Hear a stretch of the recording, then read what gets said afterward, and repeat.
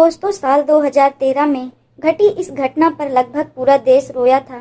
आपने अब तक हैवानियत की दर्जनों दास्तान सुनी होगी, लेकिन जो सच्ची घटना आज हम आपको सुनाने जा रहे हैं, यकीन मानिए इसे सुनकर आप भी अपने आंसू रोक नहीं पाएंगे। आखिर ये घटना क्या थी और कैसे घटी थी, ये जानने के लिए हमारे साथ आखिरी तक बने रहें। वीडियो में आगे बढ़ने से पहले हमारे चैनल को सब्सक्राइब और वीडियो को लाइक करना बिल्कुल ना भूलें और समाज में हो रही ऐसी दिल दहला देने वाली घटनाओं से रूबरू होते रहें ताकि आप भी सावधान रह सकें। आइए अब आपको बताते हैं इस घटना के बारे में। 1 मई 2013 को जब पहली बार प्रीति दिल्ली के बाहर जा रही थी, पहली बार घर छोड़कर बाहर जाने की वजह से मन में थोड़ी घबराहट भी थी, लेकिन खुशी भी थी। दरअसल 23 साल की प्रीति राठी ने दिल्ली से ही नर्सिंग की पढ़ाई की थी। पढ़ाई पूरी करने के बाद वो मिलिट्री हॉस्पिटल में नर्स बनना चाहती थी। इसके लिए उसने तैयारी भी शुरू कर दी थी। इसी दौरान इंडियन नेवी में नर्स की वैकेंसी निकली तो प्रीति राठी ने भी इस जॉब के लिए अप्लाई किया और एग्जाम में शामिल हुई और सफल भी हुई।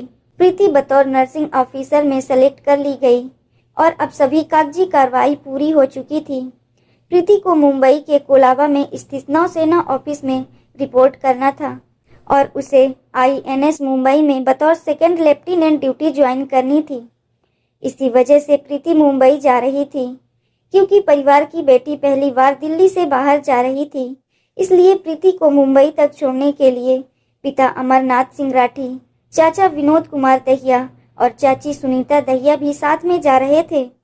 इन सभी को गरीब रथ एक्सप्रेस से मुंबई के बांद्रा स्टेशन पर पहुंचना था। समय पर 1 मई 2013 को ट्रेन दिल्ली से निजामुद्दीन स्टेशन पर आकर रुकी। ट्रेन रुकते ही प्रीति अपने परिवार वालों के साथ जल्दी से ट्रेन में सवार हो जाती है और सभी अपनी अपनी सीट पर बैठ जाते हैं और ट्रेन अपनी मंजिल की तरफ बढ़ने लगती है। इस ट्रेन में काफी भीड़ भाड़ थी और ट्रेन के अंदर इसी भीड़ के बीच में एक इंसान ऐसा भी था जिसने अपना चेहरा गमछे से छुपाया हुआ था और सर पर टोपी पहना हुआ था। वो किसी से बातें नहीं कर रहा था, बस कभी उठकर बाथरूम की तरफ जाता था और फिर वापस आकर सीट पर बैठ जाता था और वो अक्सर प्रीति को झांकने की कोशिश करता था। और ये बात प्रीति के घर वालों ने भी नोटिस की थी और प्रीति के घर वाले भी सतर्क हो गए थे। खैर, इस भीड़ भाड़ और गहमा गहमी के बीच सभी लोग लगभग सो गए। रात यूं ही गुजर जाती है। सुबह होते ही सभी लोग उठ जाते हैं और इधर ट्रेन भी अपनी मंजिल की तरफ तेजी से बढ़ते हुए मुंबई पहुंच जाती है। अब तारीख 2 मई 2013 हो चुकी थी। प्रीति और उसके परिवार वालों को बांद्रा टर्मिनल पर उतरना था। सुबह के 8:05 पर ट्रेन बांद्रा स्टेशन पहुंच जाती है और प्रीति, उसके पिता, चाचा और चाची सभी ट्रेन से उतर जाते हैं। ट्रेन से उतरने के बाद प्रीति थोड़ी थकी हुई महसूस कर रही थी, इसलिए वो थोड़ा धीरे धीरे चल रही थी, जबकि प्रीति के पिता और उसके चाचा चाची प्रीति से कुछ कदम आगे चल रहे थे। जब प्रीति ने देखा कि वो चलने में अपने पिता और चाचा चाची से काफी पीछे हो गई है तो वो भी थोड़ा तेज चलना शुरू कर देती है ताकि वो उन लोगों के साथ साथ चल सके। अभी प्रीति ने तेज चलना शुरू ही किया था, लेकिन अचानक प्रीति ने महसूस किया कि किसी ने उसके कंधे पर पीछे से हाथ रखा है। प्रीति रुकती है और पीछे मुड़कर देखती है कि किसने उसके कंधे पर हाथ रखा है।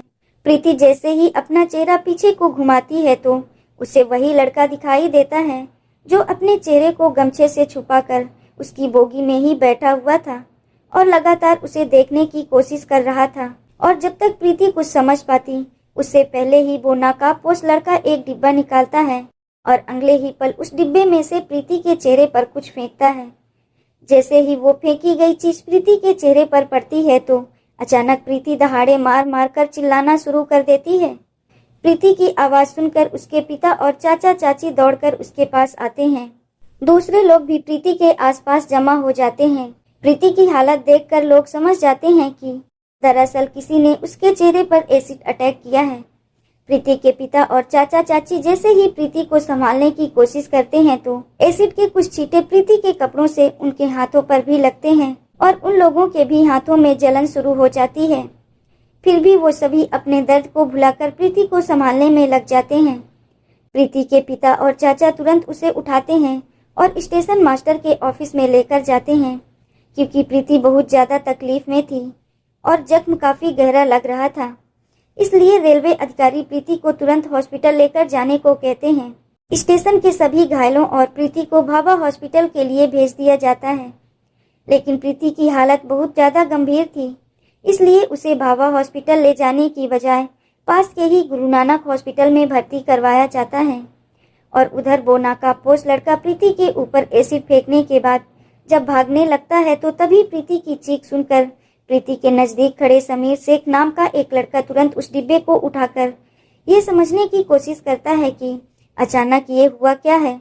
लेकिन जब डिब्बे में से कुछ एसिड समीर के हाथों पर भी गिरता है तो समीर तुरंत डिब्बा नीचे फेंकता है और तेजी से उस नाकाबपोश व्यक्ति के पीछे भागना शुरू कर देता है।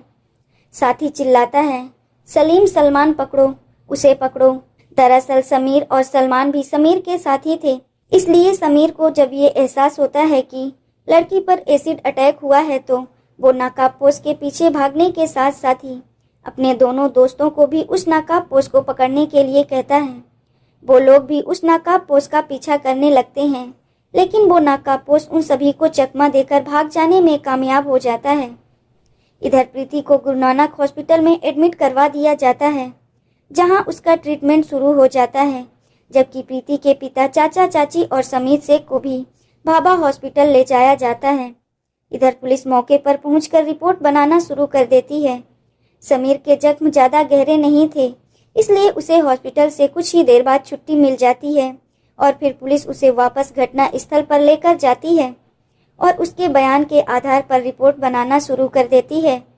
इसके अलावा पुलिस वहां से कुछ सबूत भी इकट्ठे करती है, जबकि प्रीति को भाभा हॉस्पिटल ले जाने के लिए कहा गया था, इसलिए जल्दबाजी में गुरु नानक हॉस्पिटल में ले जाया गया। लेकिन समस्या ये भी थी कि गुरु नानक हॉस्पिटल में बर्न यूनिट नहीं था और वहाँ कई दूसरी सुविधाओं की भी कमी थी। इसलिए कुछ देर के बाद प्रीति को गुरु नानक हॉस्पिटल से मसीना हॉस्पिटल रेफर कर दिया जाता है। मसीना हॉस्पिटल पहुंचते ही प्रीति का इलाज शुरू हो जाता है।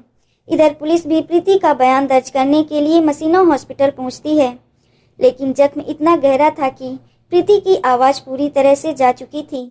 प्रीति का चेहरा भी बुरी तरीके से जल चुका था, साथ ही उसकी गर्दन पर भी गंभीर घाव हुए थे।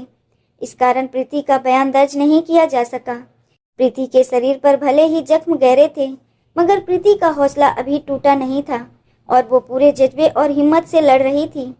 और जब प्रीति कुछ भी नहीं बोल पा रही थी तो उसने हाथों से लिखने का इशारा किया। इसके बाद प्रीति को पेन और पेपर दिया गया। प्रीति लिखकर डॉक्टर और अपने माता पिता से बात करने लगी। इस एसिड अटैक की खबर मीडिया में भी फैल चुकी थी और देखते ही देखते ये मुद्दा देश भर में छा गया। लोग इस एसिड अटैक के खिलाफ सड़कों पर उतरने शुरू हो गए थे और देश के कई हिस्सों में विरोध प्रदर्शन किया जाने लगा था और जल्द से जल्द प्रीति के गुनाहगारों को गिरफ्तार करके उन्हें सजा देने की मांग शुरू हो गई। बहुत ज्यादा दबाव था कि वो तुरंत अपराधी को गिरफ्तार करें, लेकिन प्रॉब्लम ये थी कि अपराधी का कहीं से कोई सुराग नहीं मिल रहा था। हालांकि घटना के समय स्टेशन पर मौजूद कुछ गवाहों के बयान के अनुसार पुलिस ने अपराधी का स्केच तैयार करवा लिया था और अपराधी की तलाश शुरू कर दी गई थी, मगर अभी भी पुलिस के हाथ खाली थे। इसी बीच 4 मई 2013 को पवन कुमार नाम का एक लड़का प्रीति की बहन तनु को फोन करता है और प्रीति के बारे में पूछता है कि वो कैसी है। पवन कुमार बीटेक का स्टूडेंट था और प्रीति से उसकी पुरानी जान पहचान थी।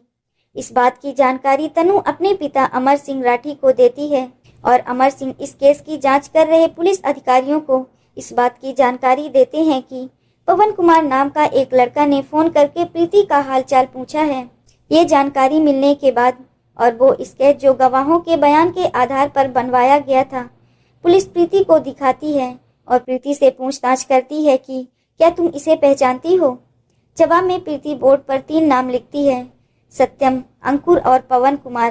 प्रीति के अनुसार इस स्केच में दिख रहा लड़का इन तीनों में से कोई एक था, क्योंकि पवन कुमार नाम लिया गया था और पवन कुमार ने फोन करके प्रीति का हालचाल भी पूछा था। इसलिए पुलिस अनुमान लगाती है कि शायद पवन कुमार ने ही प्रीति पर एसिड फेंका होगा और वो ये जानना चाहता होगा कि प्रीति जिंदा है या मर गई है।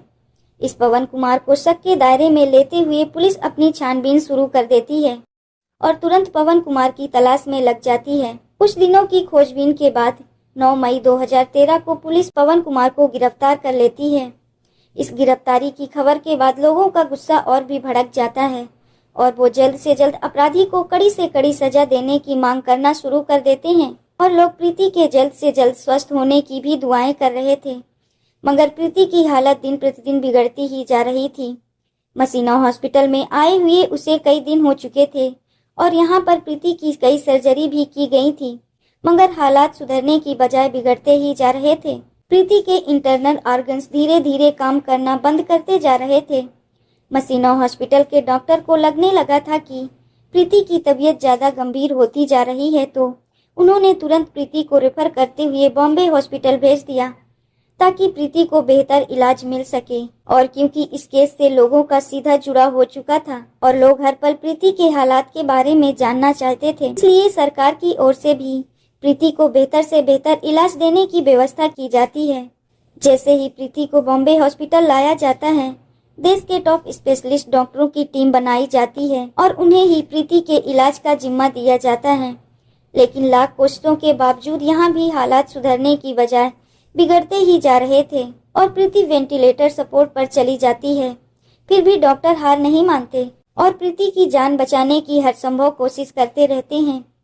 एसिड अटैक को हुए लगभग 2 महीने हो चुके थे और प्रीति अभी हालात से लड़ रही थी और आखिर 1 जून 2013 को दिल की धड़कन रुकने की वजह से प्रीति इस दुनिया को छोड़कर चली जाती है। प्रीति की मौत की खबर से देश में गम और गुस्से की लहर दौड़ जाती है। हर कोई प्रीति के जाने से सदमे में था। 30 दिन तक वो अस्पताल में अपनी सांसों से लड़ती रही। पूरे 30 दिन तक वो तेजाब की टीसें सहती रही। वो पूरे 30 दिन तक अपने ही चेहरे से अपनी नजरें चुराती रही और फिर 30 दिन बाद उस जिस्म को आखिर छोड़ ही दिया जो उसका सबसे बड़ा दुश्मन था, जिसकी चाहत किसी को दरिंदा बना सकती थी।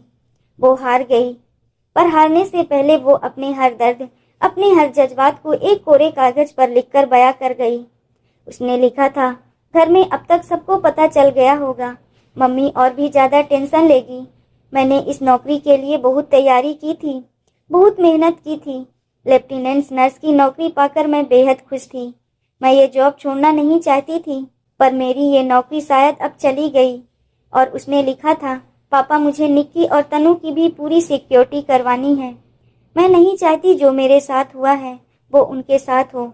और मम्मी पापा ने तो मेरे लिए रिश्ते भी देखने शुरू कर दिए थे, लेकिन अब मुझे खूबसूरत नहीं दिखना है। और हर चिट्ठी के आखिर में बस उसका एक ही सवाल था कि आखिर मेरा क्या कसूर था, क्या वो मुजरिम पकड़ा गया। खैर, प्रीति की मौत के बाद पोस्टमार्टम किया जाता है और उसके शव को अंतिम संस्कार के लिए दिल्ली लाया जाता है। लेकिन प्रीति के घर वाले इस मामले की सीबीआई जांच की मांग करते हुए अंतिम संस्कार करने से मना कर देते हैं और प्रीति के शव के साथ ही एक प्रदर्शन रैली निकाली जाती है। अंत में सरकार की ओर से सीबीआई जांच का आश्वासन मिलने के बाद पूरे राजकीय सम्मान के साथ प्रीति का अंतिम संस्कार किया जाता है।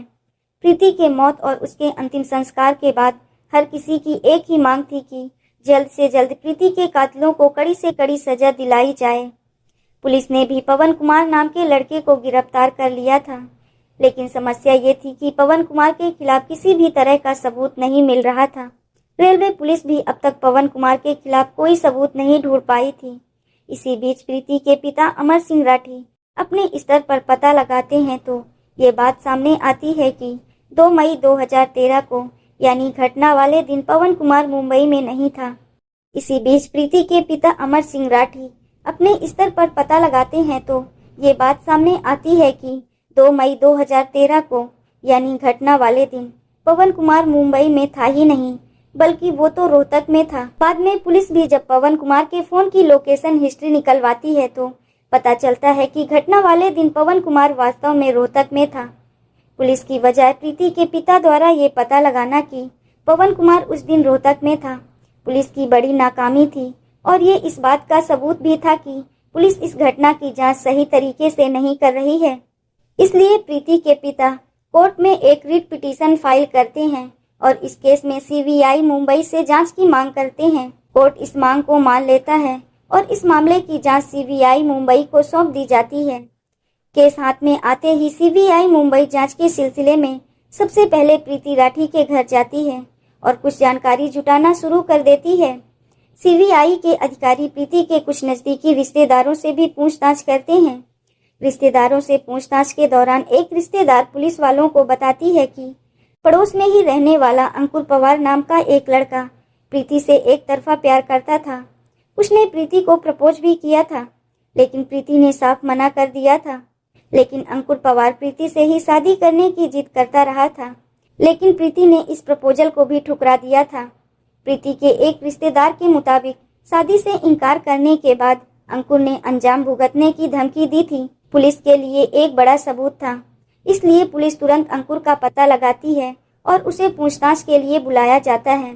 पुलिस अंकुर से पूछताछ करती है कि 1 मई 2013 को तुम कहाँ थे, लेकिन अंकुर सही तरीके से जवाब नहीं दे पाता है और तुरंत अपना बयान बदलने लगता है। इसके अलावा पुलिस को ये भी साफ नजर आता है कि अंकुर के दोनों हाथों पर जख्म के निशान हैं और ये जख्म बिल्कुल वैसे ही थे जैसे एसिड से जलने पर होते हैं। अंकुर के बार बार बयान बदले जाने और अंकुर के हाथों पर जख्म के निशान दिखाई देने पर पुलिस का शक और भी ज्यादा बढ़ जाता है और वो अंकुर को पूछताछ के लिए 17 जनवरी 2014 को मुंबई लेकर आती है और मुंबई लाकर उससे दोबारा कड़ाई से पूछताछ की जाती है। तो कुछ ही समय की पूछताछ में ये साफ हो जाता है कि एसिड फेंकने वाला व्यक्ति कोई और नहीं बल्कि यही अंकुर पवार है। पुलिस तुरंत अंकुर को अरेस्ट करती है और उसके मेडिकल एग्जामिनेशन के लिए जे हॉस्पिटल भेज देती है। हॉस्पिटल से आने के बाद पुलिस अंकुर से फिर से पूछताछ शुरू कर देती है। पूछताछ में अंकुर बताता है कि दरअसल वो प्रीति को पसंद करता था और उससे ही शादी करना चाहता था, लेकिन प्रीति ने मना कर दिया था। इसी वजह से वो काफी चिढ़ा हुआ था और अब तो प्रीति ने इंडियन नेवी में भी नौकरी हासिल कर ली थी, जबकि अंकुर घर पर बेरोजगार ही बैठा हुआ था। इसी वजह से अंकुर के घर वाले उसे ताना देते थे। इस कारण भी अंकुर को प्रीति से और ज्यादा चिढ़ होने लगी थी। इसके बाद अंकुर ने ये तय कर लिया था कि अब वो प्रीति को जरूर सबक सिखाएगा। प्रीति ने नेवी में नौकरी हासिल की है, इस बात की जानकारी आसपास के लोगों को भी थी और लोगों को ये भी पता था कि प्रीति 1 मई को मुंबई जाएगी। अंकुर को भी इस बात की जानकारी थी, इसलिए वो ट्रेन में सवार हो गया था। अंकुर ट्रेन के अंदर ही प्रीति पर एसिड फेंकना चाहता था, लेकिन ट्रेन के अंदर भीड़ काफी ज्यादा थी और दूसरी बात ये थी कि अंकुर लगातार ट्रेन में प्रीति को घूर रहा था। इस कारण उसके माता पिता कुछ ज्यादा ही सतर्क हो गए थे, इसलिए ट्रेन के अंदर अंकुर को प्रीति के ऊपर एसिड फेंकने का मौका ही नहीं मिल पाया। वैसे तो सुबह के 4 बजे भी अंकुर ट्रेन की टॉयलेट के पास जाकर खड़ा हुआ था कि अगर अब प्रीति इधर आएगी तो वो यहीं पर एसिड फेंक देगा, लेकिन प्रीति वहां नहीं आई, इसलिए अंकुर का प्लान यहाँ पर भी फेल हो गया। लेकिन आखिर में जब प्रीति ट्रेन से उतरती है तब अंकुर उस पर एसिड फेंक देता है। अंकुर ने भले ही अपना गुनाह कबूल कर लिया था, लेकिन पुलिस के सामने अब भी सबूत जुटाने की बड़ी चुनौती थी, इसलिए पुलिस अंकुर के खिलाफ सबूत जुटाने में लग जाती है। सबसे पहले ये पता लगाने की कोशिश की जाती है कि आखिर अंकुर को एसिड दिया किसने था। जांच पड़ताल के दौरान खुलासा होता है कि अंकुर ने मुकेश भार्गव नाम के एक दुकानदार से ये कहकर एसिड खरीदा था कि उसे अंकुर बैटरीज के नाम से अपनी एक दुकान खोलनी है, इसलिए उसे एसिड चाहिए। अंकुर ने दुकानदार को ये भी कहा था कि वो बहुत ज्यादा एसिड खरीदेगा, लेकिन ज्यादा एसिड खरीदने से पहले वो सैंपल देखना चाहता है, इसलिए दुकानदार ने उसे सैंपल के लिए एक हॉर्लिक्स के डिब्बे में लगभग 2 लीटर एसिड दे दिया था। और भी पुख्ता सबूत जुटाने के लिए अंकुर की फोन डिटेल निकलवाई जाती है, तो पता चलता है कि 1 मई को अंकुर निजामुद्दीन स्टेशन पर ही था और फिर उसकी लोकेशन 2 मई की सुबह यानी घटना वाले दिन मुंबई के बांद्रा टर्मिनल पर थी। अब अंकुर की आइडेंटिटी कंफर्म करने के लिए पुलिस आई विटनेस के सामने आइडेंटिफिकेशन परेड करवाती है। आइडेंटिफिकेशन परेड के दौरान एक साथ कई लोगों को खड़ा किया जाता है, उसमें अंकुर भी शामिल होता है। उसके बाद उन लोगों को बुलाया जाता है जिन्होंने पहले गवाही दी थी कि हमने एसिड फेंकने वाले को देखा है। उन गवाहों में समीर शेख, सलीम शेख और सलमान शेख ने अंकुर को देखते ही तुरंत पहचान लिया था और पुलिस वालों को बताया था कि ये वही लड़का है जो एसिड फेंकने के बाद भाग गया था।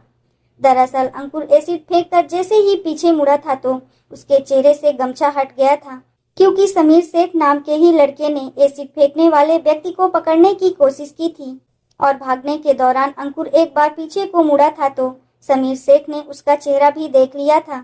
इसके अलावा सलीम और सलमान भी अंकुर का चेहरा देख चुके थे, इसलिए परेड के दौरान इन दोनों ने भी उसे पहचान लिया था। परेड के दौरान समीर इस बात की भी पुष्टि करता है कि पुलिस ने जो डिब्बा घटना स्थल से बरामद किया था वही डिब्बा उसने अंकुर के हाथ में भी देखा था।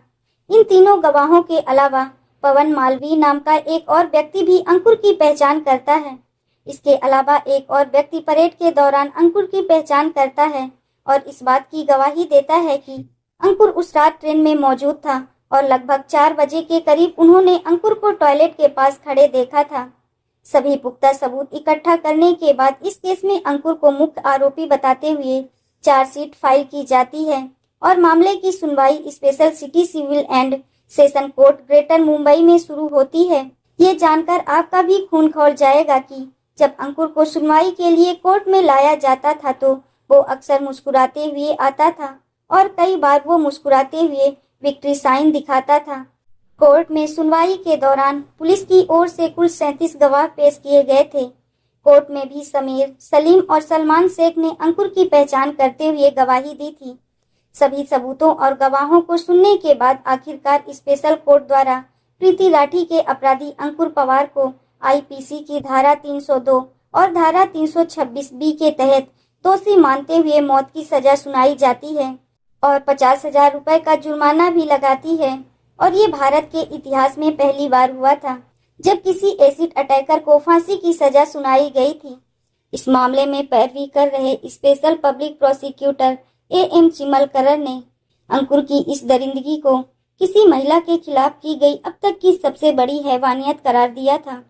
और वहीं इस मामले की सुनवाई कर रहे जज ने फैसला सुनाते हुए ये टिप्पणी की थी कि एसिड अटैक की वजह से प्रीति का चेहरा इतनी बुरी तरीके से जल चुका था और इतना भयावह हो चुका था कि अगर प्रीति ने अपना चेहरा देख लिया होता तो शायद प्रीति उसी दिन मर जाती।